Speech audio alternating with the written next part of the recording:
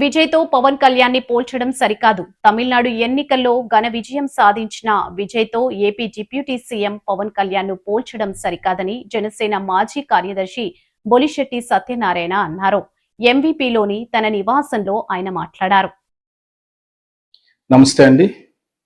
నిన్నటి నుంచి విజయ్ గారు, యాక్టర్ విజయ్ గారు తమిళనాడులో గెలవడం, అక్కడి నుంచి ఆంధ్రప్రదేశ్లో ఈ వైసీపీ పార్టీ కావచ్చు, లేకపోతే కొంతమంది మిగతా వాళ్ళందరూ కూడా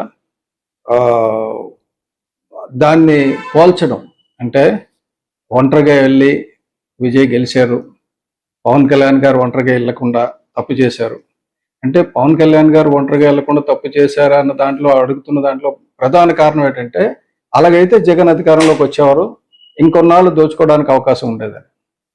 పవన్ కళ్యాణ్ గారు ముఖ్యంగా పొత్తు వైపు వెళ్ళడానికి ప్రధాన కారణమే 2019 నుంచి 24 వరకు జరిగిన అరాచకంలో భాగంగా మాజీ ముఖ్యమంత్రిని జైల్లో పెట్టడం, హింస పెట్టడం.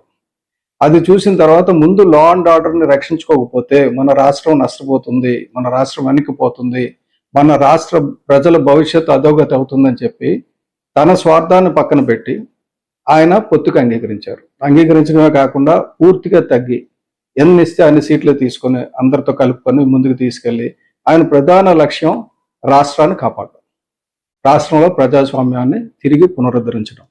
ఆ దిశగా ఆయన వెళ్ళారు.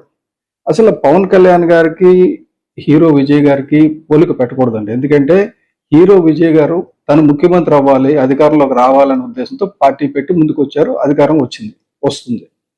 అయితే పవన్ కళ్యాణ్ గారు ప్రజల్లో మార్పు గురించి రావాలి, ప్రజల్లో రాజ్యాంగ హక్కులు పరిరక్షించాలి, పర్యావరణాన్ని పరిరక్షించాలి, ధర్మాన్ని పరిరక్షించాలి, ఇలా రకరకాల ఆలోచనలు ఆయనకు ఉన్నాయి. ఆ 7 బలమైన సిద్ధాంతాలతో పార్టీ పెట్టారు.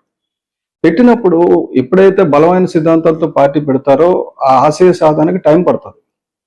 అవకాశం కలిసి రాలేదు. పార్టీ పెట్టగానే ఆయన పోటీ